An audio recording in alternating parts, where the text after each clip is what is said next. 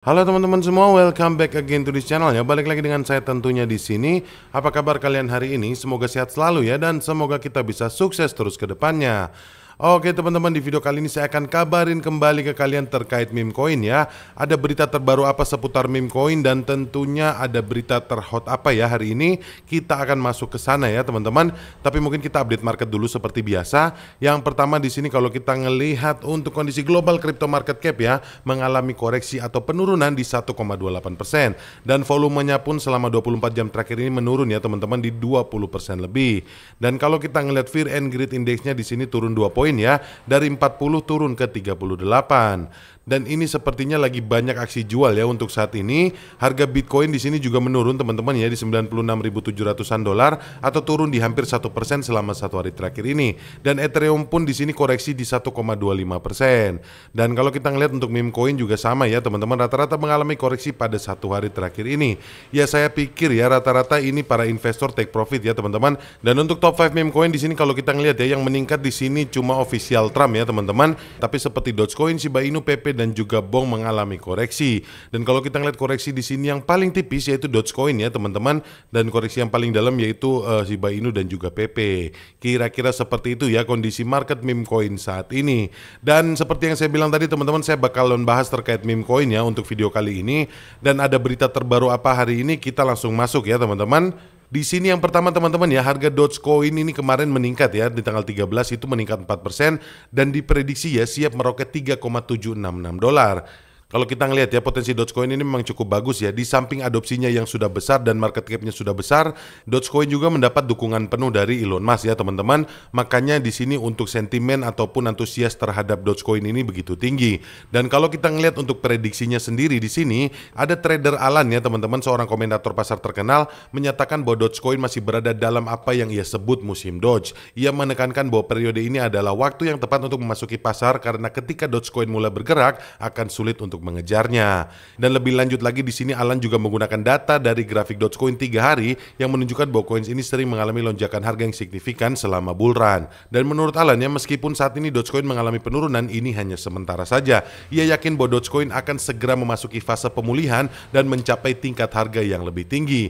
Analis historis juga menunjukkan bahwa Dogecoin memiliki pola untuk pulih dari penurunan dan mencapai puncak baru dalam beberapa minggu setelah penurunan. Dan kalau dilihat dari kinerja historisnya juga ya terkait Dogecoin teman-teman, Dogecoin ini pertama kali mencatat kenaikan signifikan lonjakan tuh pada tahun 2017 ke 2018, di mana harganya melonjak di 0,00021 dolar menjadi 0,0187 dolar. Ini merupakan kenaikan sebesar 8.800% dalam waktu kurang dari 1 tahun.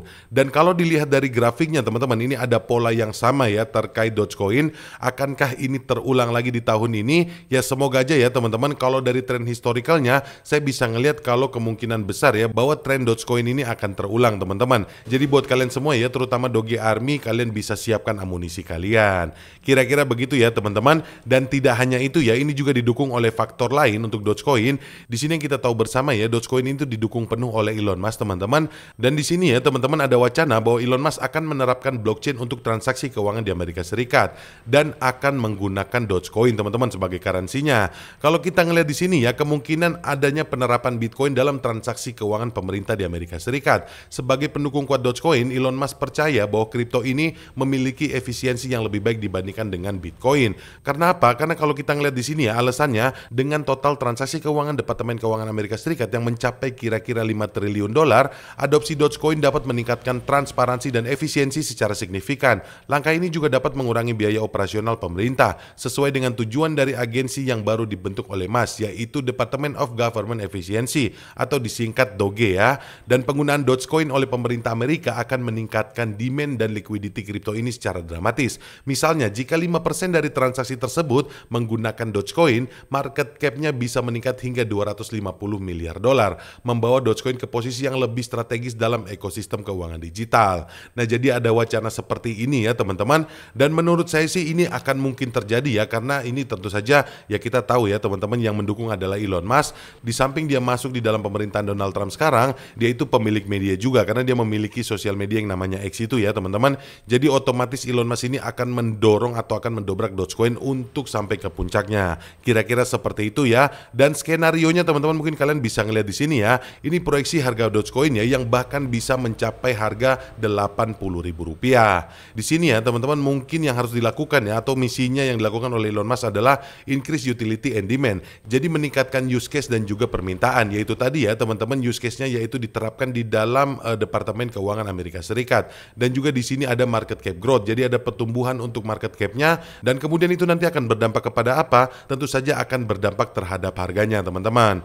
Dan kalau sudah seperti itu otomatis ini akan berkepanjangan ya dan akan menjadi lebih efisien dari Bitcoin. Ini tentunya yang dimaksud dengan perkataan Elon Musk tadi ya teman-teman. Kira-kira seperti itu terkait Dogecoin. Dan kemudian kabar yang selanjutnya teman-teman terkait meme coin yaitu ada dari PP Coin. Di sini kalau kita ngelihat ya sepertinya PP ini menunjukkan tanda-tanda potensi rebound setelah tren turun selama 1 bulan.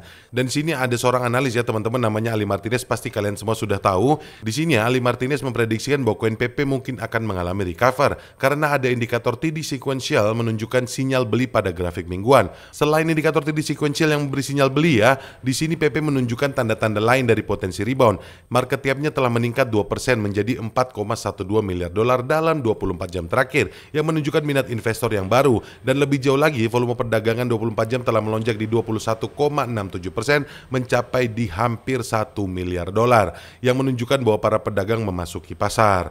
Dan analis lain juga teman-teman di sini mengisyaratkan potensi recover untuk PP. Seperti contohnya di sini Crypto Elites ya teman-teman yang baru-baru ini sharing analisanya ya yang menyoroti bahwa PP bergerak dalam saluran naik mengikuti lintasan parabola. Dan setelah penurunan baru-baru ini ya tampaknya telah menemukan dukungan pada level Fibonacci retracement di 0,786 dengan harga 0,00008392 USDT.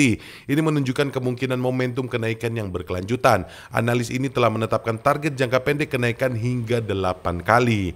Nah ini ya teman-teman menurut saya sih masuk akal ya. Kalau ngelihat dari tren historicalnya ini juga sama ya teman-teman. PP sepertinya akan mengulang momennya kembali.